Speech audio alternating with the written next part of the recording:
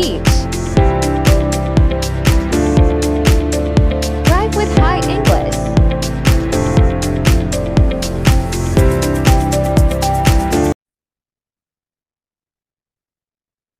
Hi, this is your teacher Abby, and welcome to High English. Tonight, we are privileged to have Mr. Archie Nale Mendoza. He's a graduate of Master of Arts in English Teaching at the University of the Philippines. He took the TESOL course with High English Training and Assessment Center, and he passed the JET program. Okay, so without further ado, let's all welcome Mr. Archie Nale Mendoza. Hello po. Hi to everyone. Thank you for having me. It's a pleasure. It's the pleasure is ours. Okay, so Thank thank you you for po. taking time to be with us tonight. Let us please share with us your experience as a JET program participant. Mm. All right. My JET program journey began back in August 2022, and I've been living here in Japan, specifically in Tokyo, for about a year and 8 months now. So it's been an amazing experience. Honestly, I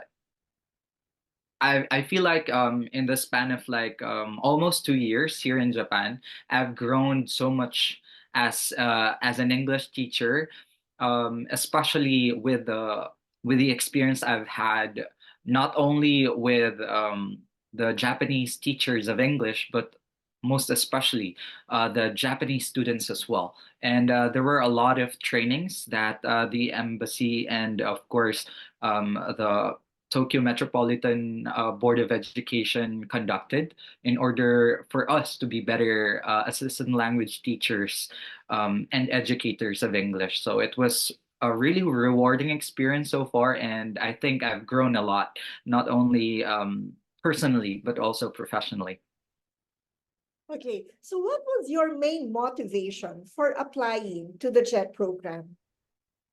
Okay, so I've always had this thought since I became a teacher that if I were to just stay within my comfort zone, if I were to specifically just stay in the Philippines and teach English, I feel like I would not be reaching my fullest potential. And so when I experienced teaching in local schools, regional schools, and then eventually national schools in the Philippines, I realized that I could contribute more and I could learn more. And as young as I am, I realized that it would be best to put my experience and my skills to the international scene. And I think the best way in order to hone my skills and, of course, my education is by learning outside the realms of my comfort zone. And that's my initial motivation. And I even wrote that in my statement of purpose that if I want to push further and if I want to really be able and be capable of teaching students, Filipino students, and help them become proficient in English, then I have to learn from the best as well. And I think international experience would give me that. Okay, so you were able to fulfill your your purpose in in teaching in Japan.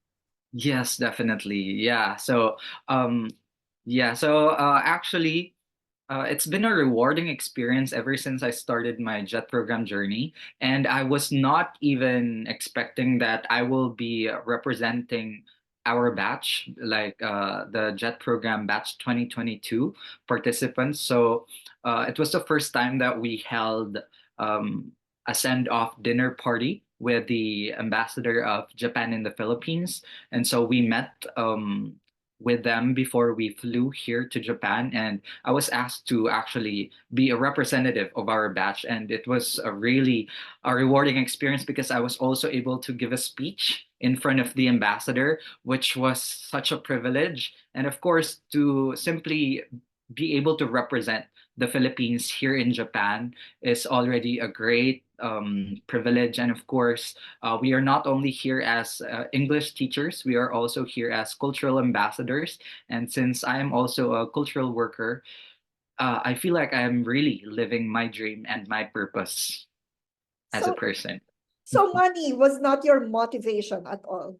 It wasn't money. No, of course, it was always the factor, but I feel like I can definitely earn through a business, or having multiple jobs in the Philippines.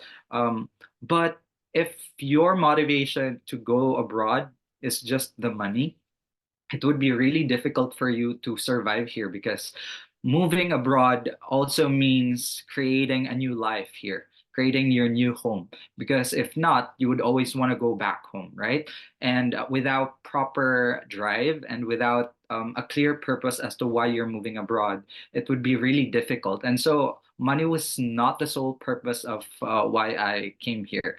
And yeah, actually, the JET program was my leverage, the only leverage that I wanted to utilize in order to go here in Japan. Although there are other ways to come here, because I think government to government transaction is first legitimate.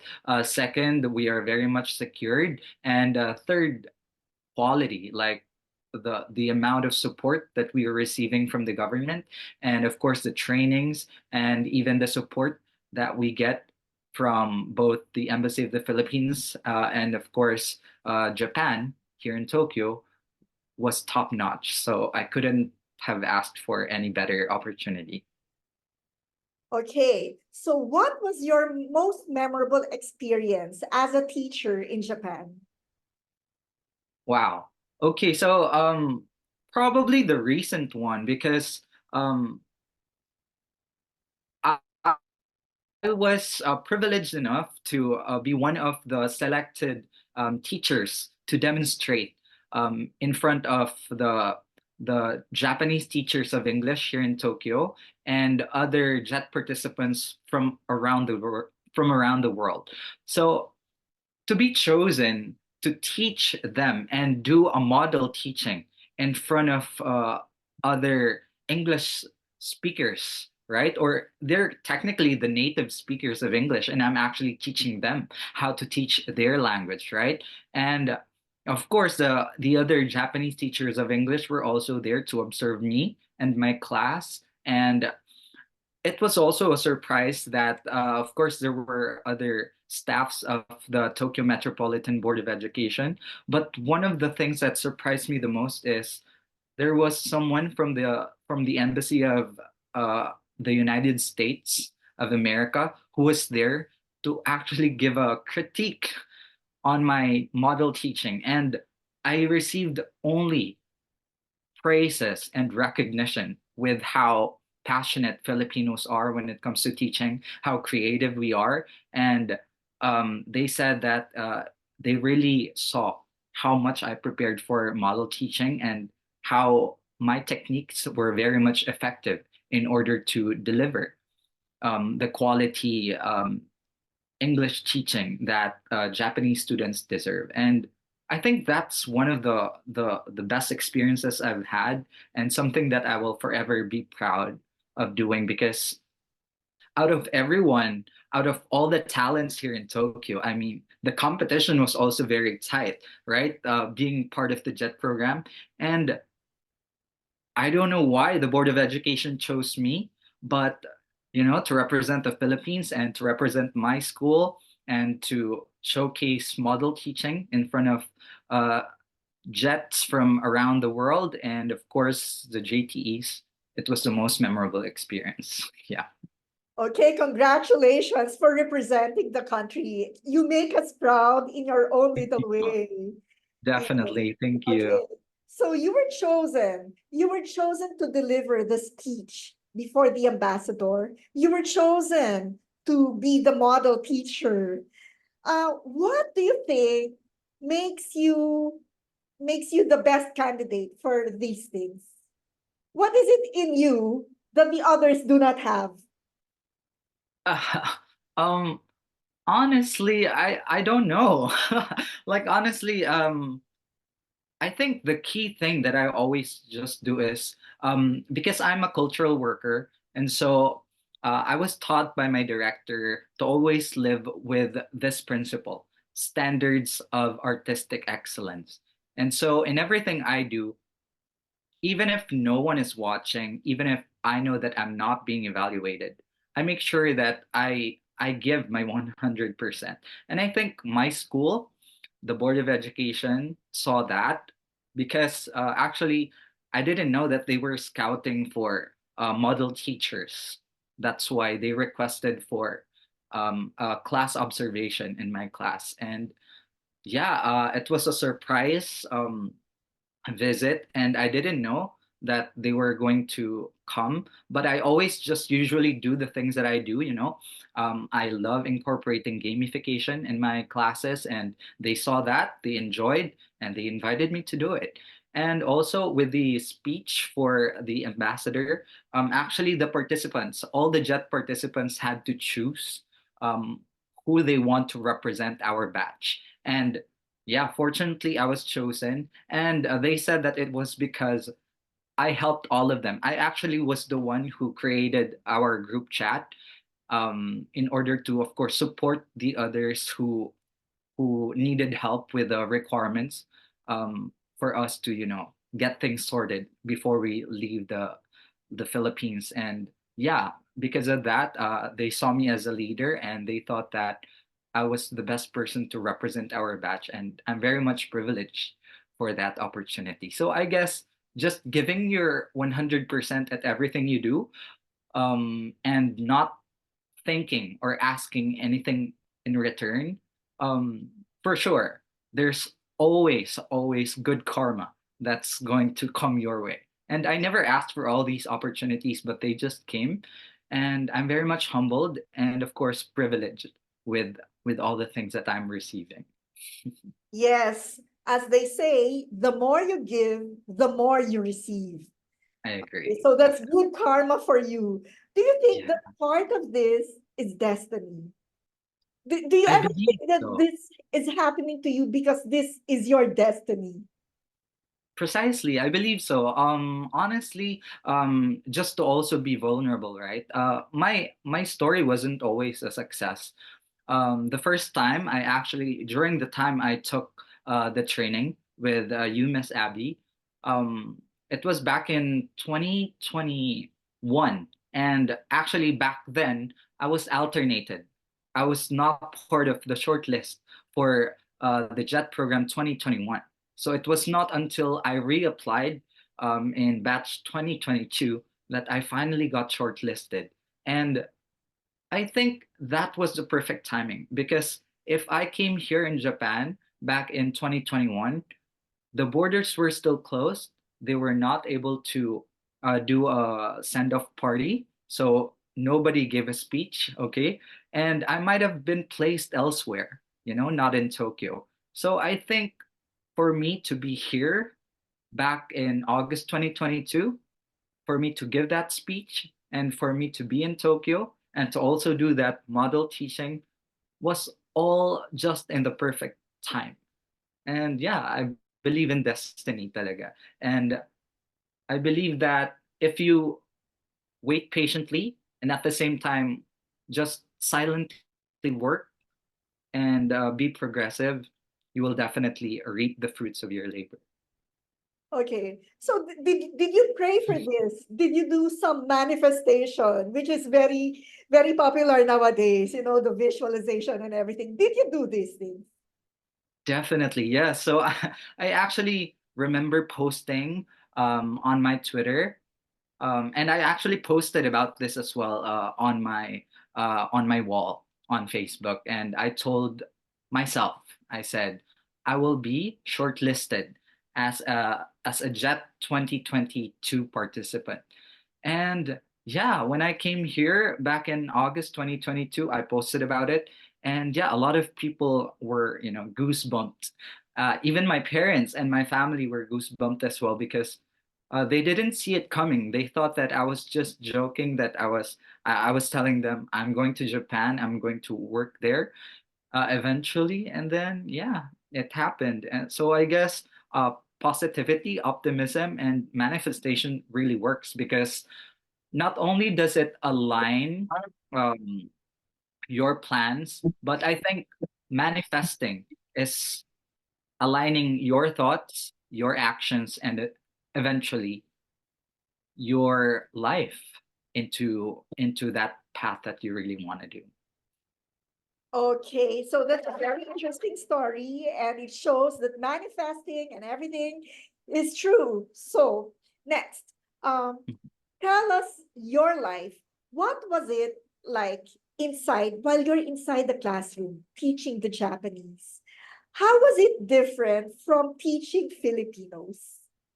Ah, I see. All right. So actually, it's very different. So in the Philippines, back in the Philippines, my experience was to teach senior high school students. And of course, I'm the head teacher, right? So in the Philippines, we are alone in our classroom. So, but here in Japan, we have the so-called T1 and T2. So when you are a T1, it means that you are the main teacher. And if you are a T2, it means that you are the assistant teacher or the assistant language teacher.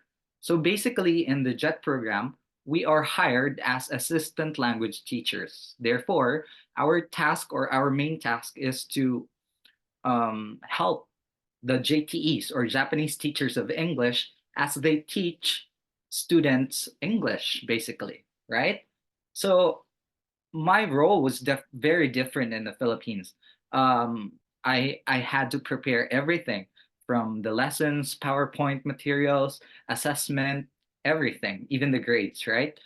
But here in Japan, we are tasked to support the JTEs with the materials that they are uh, making to also provide cultural immersion to the students. So I also share my Filipino culture to students and merge that somehow in my lessons, especially during specific holidays.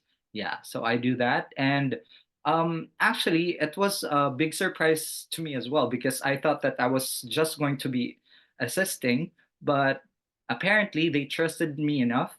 They gave me a T1 role and they actually asked me to lead the class and conduct a whole class by myself with just them being around to support me. So I became a T1 even though we are just expected to be assistants. And that gave me a lot of opportunities to utilize, the teaching experiences that I've had back in the Philippines, and make English a really fun learning experience for my students.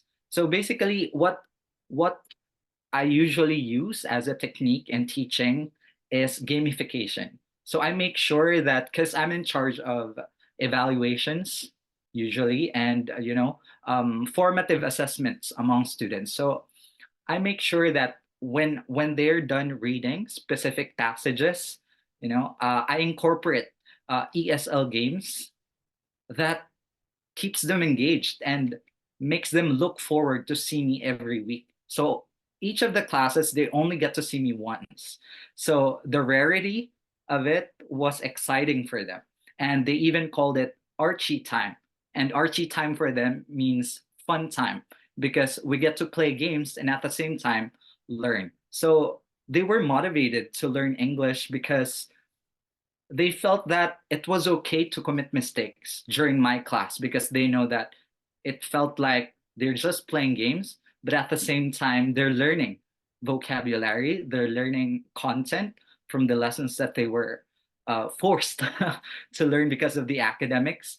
But yeah, so that's how they began to love me, and that's also how teachers began to appreciate my presence. And they said that being uh, me being around the class makes it so lively and makes it so friendly because then the students are not so tensed and we can always have a model conversation or a usual conversation with the teachers, and they often use us in order for students to feel relaxed in the English environment. And we know about the English anxiety, right? In my class, I'm glad that that actually, is put to a minimum. So that's something that I'm really proud of as well, together with my GTEs. So it's a good thing that they allow you to be creative in your classes. So you're given Yeah, the freedom yes, to do these things. Okay. exactly. Yeah, because honestly, in other schools, they are not given the same privilege that I get. A lot of my friends tell me that in my school they don't allow us to do this, to do that, and so I feel bad because they don't get to see the value of doing these activities. But yeah, I'm really glad that I'm working so well with the principal as well. Even with the principal, I'm very much friends with him because he loves English, and yeah. So of course with my JTEs as well. So it's what we call ESID, or every situation is different here in Japan. But I'm glad that I get to do what I get to do now. What's a typical day like for you on a given Monday? So you Mm, wake up at 7, or how is it? How does yeah. your day go like? Okay. So, um, actually, here in Tokyo, we are one of the most privileged jets because we only work 4 days a week. 4 days a week, and we only work from 8:30 to 5 p.m.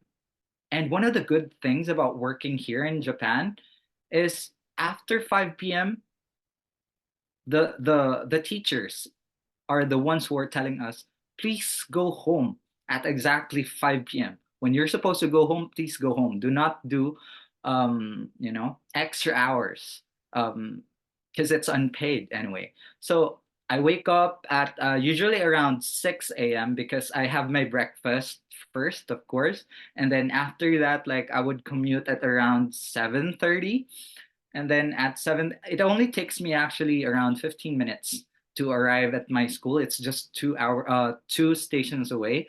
And we know that the train system here in Japan is flawless and it's always on time. So yeah, I usually arrive in school at 7:45 or 8 a.m. And that's when I do my prep work. And within a day, I usually just have 3 classes, only 3 classes. And those classes are only 50 minutes long. So every after 50 minutes, we get 10 minutes break, to drink water or, prep for the next class. And the rest of the hours we can utilize to check papers or assess student papers or prepare for our lessons. So, comparing my life back in the Philippines, wow, it's heaven here. So, it's like the perfect work life balance. And for me to be able to get home at 5:20 and not mind about work because we don't take our work at home. So, it was the perfect work-life balance for me, and I wish I could also share the same opportunity with my co-Filipinos, because I think every teachers deserve the same privilege that we're currently getting here in Japan. Yeah, so it's so much different from the teachers here in the Philippines, right? Because the Yeah. teachers here had to teach from 8 o'clock to 5 o'clock, and then after like 6 o'clock, they had to do the paperwork, check the Precisely. exams Yeah, and I all. definitely feel, the burden, because honestly, back when I was teaching in a specific school before, there were 2 shifts, morning and afternoon shifts. My first class starts at 6 a.m. and ends at 12:30, and then the second shift starts at 12:30 to 8:30 p.m. And then I would have to extend up until 10 p.m., to assess papers, to to make materials, and uh during crunch time, especially examinations, I even bring work home. So that's how hard life was back in the Philippines, honestly. And now that I'm here, I realized that wow, Philippines is still so far from, treating teachers um the way they should be treated. And I really hope that better opportunities are to come for Filipino teachers. Oh yes, so I hope our culture here in the Philippines, improve Would and change or would be better, hopefully, yeah. and less paperworks, hopefully. Yes. Oh, so as a Filipino, did you Mhm. experience any kind of discrimination in Japan? Yeah, actually, in Japan so far, I've never experienced any discrimination. Everyone was so friendly to me. I even joined other organizations. Like I currently have an a cappella choir because I love performing. I was already able to do two concerts with them, and I'm the only foreigner member of the group. And they made friends with me so easily, and my coworkers, it was such an ease working with them. My students love me. um my neighbors, everyone was just so friendly with me. And even on the train, I think it's probably because we're also Asians. So I guess our features doesn't differ too much amongst Japanese people. And yeah, so far I've never experienced discrimination here. I hope I don't get to experience that. But yeah, I guess, it works two ways. As long as you're also respectful of them, they would also be very much respectful of you. So is this so you do not experience any form of discrimination? Is this the same with other teachers, your colleagues? Do they tell you stories of, having been Yeah, discriminated so or um I've not heard of any discrimination so far from my other co-teachers. The only remark that I've heard about them though is, of course, they're also working with other foreign nationals, jets from other countries. Like for example, I have one friend also here in Tokyo, but he is assigned in Nerima. um, he works with several foreign nationals, one from the US, one from Canada, and one from Australia. And he says that sometimes when there are grammar questions, for example, they tend to believe the native speakers more than the Filipino. So I think that's probably one of the biases. I won't say racism, but biases that Filipinos might experience here. That they tend, of course, they tend to believe native speakers more than Filipinos, considering that we only speak English as a second language. But I'm working with an American ALT, and so far I never experienced the same problem. My JTEs believe me when they ask about certain grammar questions. When I explain it thoroughly, they believe me. And of course, they would also ask the American jet, and yeah, our opinions coincide. So, so far, I've not experienced that. But yeah, other Filipinos experience that. Yeah, um, Japanese tend to believe native speakers more than their, inputs. okay. So we have to pause for a while and then we continue. Okay. All right. I'll send you another link. Okay, Uh, thank you. all right. Thank you. Okay. My next question is, if you Mhm. could turn back the hands of time, what would you have done differently? Mm, wow. If I were to turn back time, I would have started my journey a lot younger, like at a younger age. That's probably the only thing that I would change because by far I think the life choices that I've made so far, career wise, professionally wise, were very much calculated. But I hope um I was more, I was more driven to pursue career in the international scene because I think some of the things that I've done back in the Philippines, um, I would have used those years, those precious young years, exploring, say, for example, Japan or other countries, because I feel like when you reach your mid 20s to early 30s, probably, I think that's the peak of your career, of your exploration stage. And then after that, you really need to be head on with the journey that you want. And yeah, that's the only wish that I would probably change. Yeah. Okay, but your years of teaching in the Philippines, I'm sure molded you into Ah, the person that you are right now, right? I agree. Yeah, yeah, I agree. I So you have guess to give all it the to yourself. experiences I've had, yeah, were Yeah. very much useful as well. Okay. So bring us to the time when you first when the plane landed on Japan. Okay. What Wow. were your fears and expectations at that time? Wow. Yeah, so actually, it was very embarrassing because I actually teared up when I was on the plane because reality was starting to sink in. I never gone abroad for work before. That was the first time that I was gonna live on my own. I mean, I'm from Samar and I've lived most of my professional life in Manila. So living alone wasn't really new to me.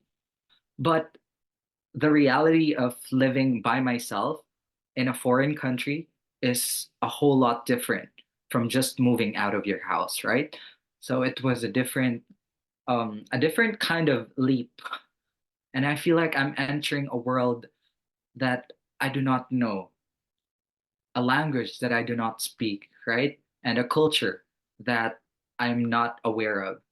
So I began sobbing, and yeah, some of my older co-jets actually comforted me, and they started crying as well, though, because they also will be leaving their families back home, and that's probably one of the hardest things that we had to overcome, homesickness.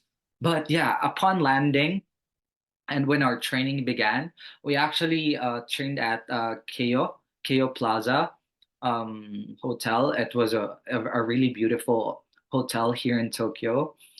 And yeah, once the training began, we met a lot of jets from other places.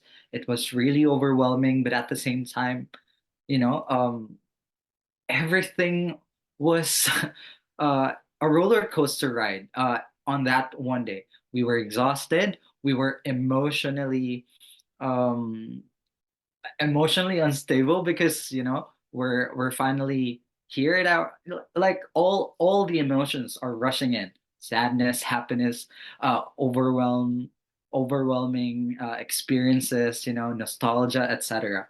But yeah, at the same time, the peak the peak emotion, the emotion peaking, was of course happiness, because finally a dream is coming true and you're actually living the dream that you used to just wish back then.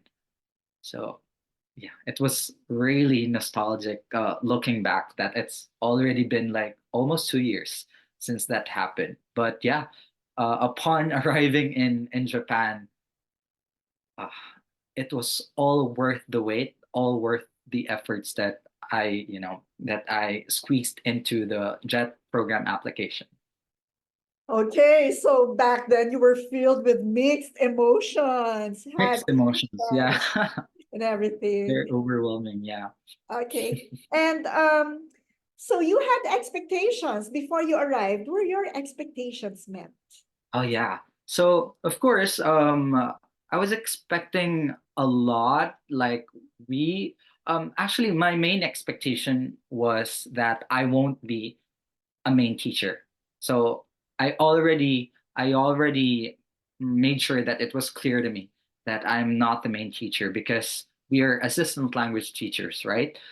So going here, I felt like I needed to empty my plate. I needed to make sure that I will be open to learning, that I will be um, opening myself to new teaching pedagogies, because of course the educational system here in Japan is totally different from the Philippines, and I couldn't, push for for my school and my teachers to follow my way. So I wanted to make sure that I will be humbled, I will remain grounded, despite my years of experience back in the Philippines, and to not step on anybody's feet.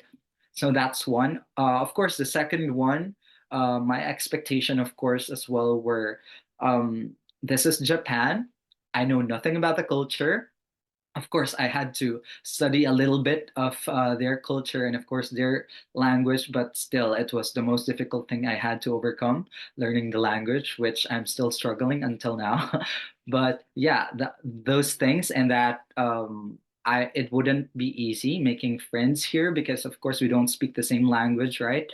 But yeah, I'm very much open-minded. I just kept an open mind, and yeah, the expectation to just do what what I will be told to do, and just do the best that I can with whatever they give me. You mentioned about the Japanese culture.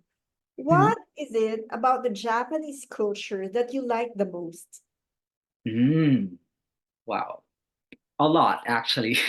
A lot, but probably one thing that stood out for me is um, responsibility, their self-consciousness, and sense of responsibility for their nation and for the things around them. Because even when nobody's watching, I would watch, or I would see people not crossing the road, even if nobody is like literally there, watching them, or when no cars are passing by, but the street light is still red, so they don't cross at all. Like the amount of discipline, and they don't just throw their stuff, or throw their trash anywhere. They bring it home with them. So the sense of responsibility they have for their nation and their environment is amazing. And that's also something that I had to teach myself. Like, of course, in the Philippines, it's not so common. Like, people would always tell us to be, practical, like don't burden yourself, like do this and that. Nobody's watching anyway. But here in Japan, it doesn't matter if someone is watching or not. Just do the right thing. And that's something that I admire amongst Japanese. Even to my students, like it's so rare. I never had any problems with students cheating, or I mean, the level of honesty of students is just amazing. Um, no lost money. Like I left my wallet several times in several restaurants or in other places, but somehow it always comes back to me, even the money. And that's something that I will never probably experience in the Philippines, right? So yeah, In the so Philippines, it's gone in 60 seconds, right? gone, especially in Manila. Like, don't when you lose a money, when you lose anything, yeah, expect it to be gone forever, right? But here in Japan, oh my God, like you just develop a sense of trust, right? Because you know that people have enough decency for themselves. They put themselves with so much high regards that they know that they don't want to commit something that would tarnish their reputation. Like they probably think that because I have some friends, Japanese friends, whom I've asked, why are you like this and like that? So apparently they were taught about those values early on in their education, during grade school, preschool actually, they're taught about the basic etiquettes. No alphabets first, no kanjis, from the very basics of values. So that's their preliminary education, and I think it tells so much about how they are molded growing up, and it's admirable. It's admirable. It's admirable. Yeah, it's amazing to see that they are actually living their truth, and they're pretty much raised well. And I think this won't stop. It's going to continue from one generation to another, and I hope for the same to happen in the Philippines. But Yes, that's a wishful I hope thinking. someday, you can build a school in the Philippines and then Yeah, why the not, study right? That's the here dream. in Japan. Yeah. Yeah. Okay. And is there anything, if there's anything about the Japanese culture that you're not comfortable with, or that you think is not, it's not admirable? Ah. Hmm. I guess I heard that Japanese people can be two-faced. And I think I can see that.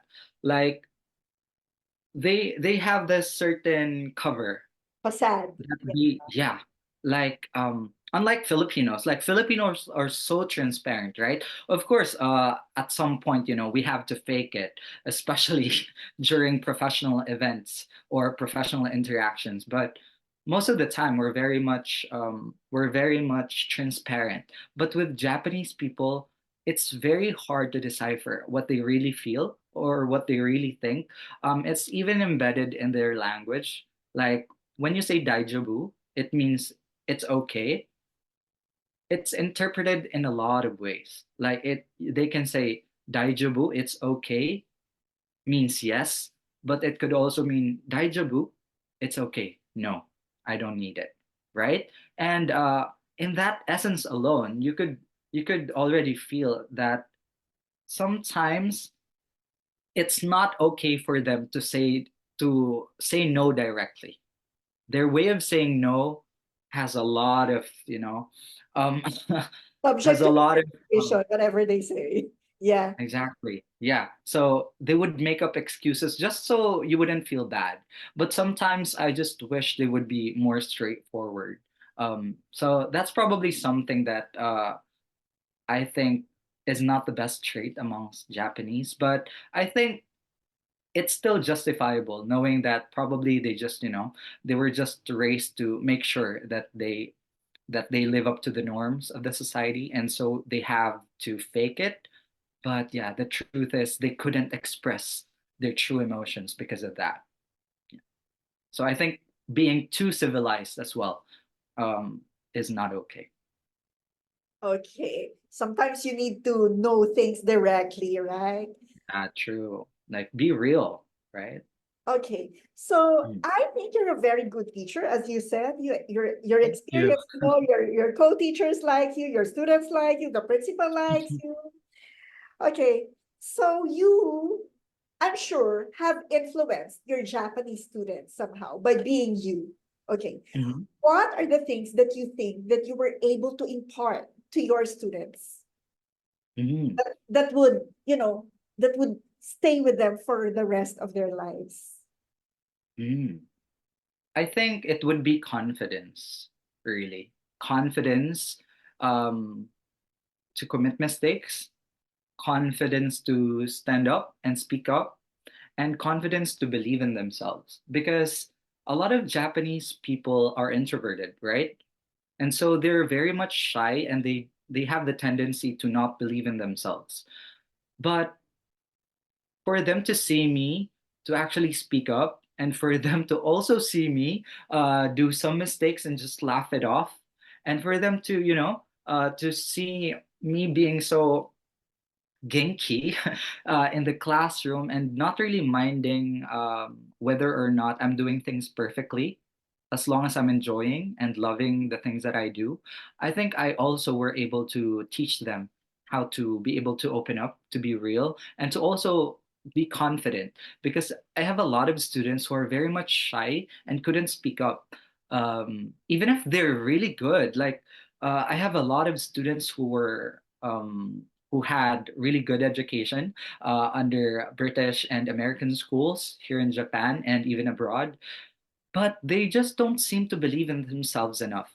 and it took a few trainings, one-on-one sessions, because I also conduct um, the so-called ACAN uh, prep interview. It's more of like the English standardized English examinations here. And if you have that certification, it's like you don't have to take the English exam anymore to enter the university. So if you of course, if they want to take ACAN, they would have to practice interview with me. And yeah, one of the key factors that I think is a little problematic is they know the words, they know what to say, they just don't have the confidence. And that's something that I kept imparting them. And I saw how from being a shy person, they've grown into their third years as someone who are very confident, not only to speak up in front of the class, but even to do speeches and to even do debates. Like, you wouldn't believe that my school never had a debate class, and it took me for them to have one. And I'm glad that, the JTEs were also very much supportive. And yeah, they couldn't believe that students were actually capable of doing debates because they thought that, their English is quite poor. They're not capable of doing so. But with proper formatting, with proper teaching and guidance on how to do the basic debates, just one on one debate, um, they're very much capable of doing so, and they enjoyed it, and they thought, oh, it's not that bad after all to speak up my mind and to talk about my opinions and the things that I believe in. So that's the proudest moment for me, to teach them how to be confident. Okay, so that would surely change. Okay, so the way they view themselves. For And sure. so before we go, I'd like to ask, what advice would you give the Filipino people who would like to teach in Japan or abroad in general? Wow. So a lot. I have a lot of advice actually. I've only been here for almost 2 years, but I've already learned a lot. So probably the very first thing that I want to give to Filipinos would be the preparation, the planning. Make sure that when you come to abroad, or when you come to live in other countries, make sure that you're prepared holistically, emotionally, mentally, and physically. Because it's like entering a new world, it's like entering a new life. You will be far from the things that you're used to. You're far from your family. It will take an emotional toll on you. You will be physically drained because, of course, your body is not used to the new temperature of your current place, right? I had to suffer through winter here in Japan. First was autumn, winter was the worst. Of course, spring was very beautiful, but still cold. And summer here is so humid. It's just so hot, incomparable to the Philippines.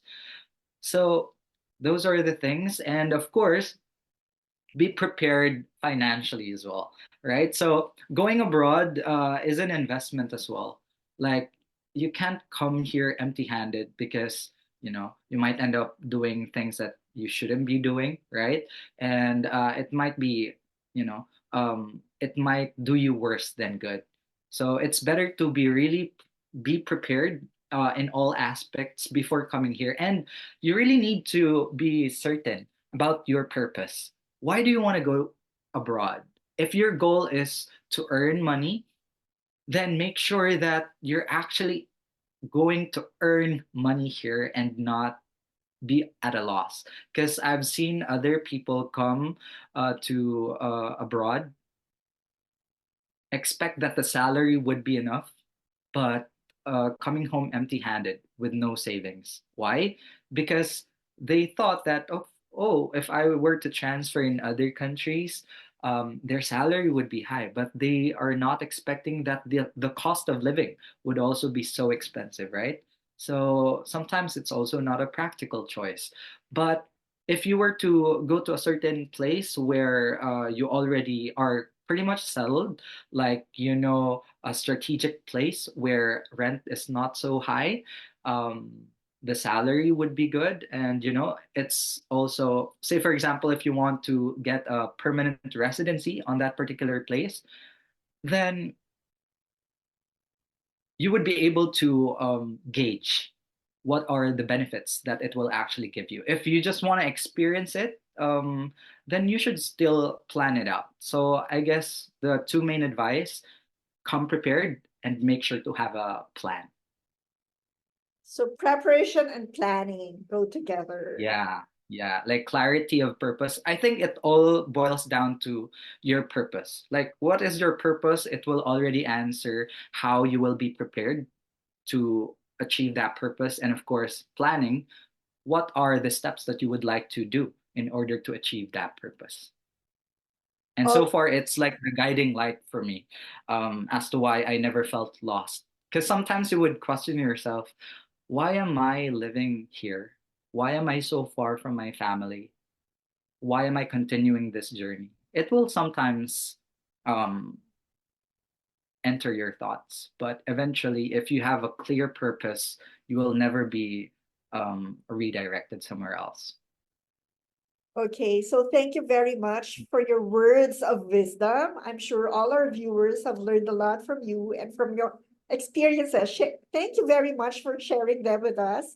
And Thank we you. hope to do another interview with you. Yeah, Okay. Thank you, definitely. I Arch. had a great time. Thank you so much. Yes, thank you. See you soon. Thank you. Thank you. Have a great day.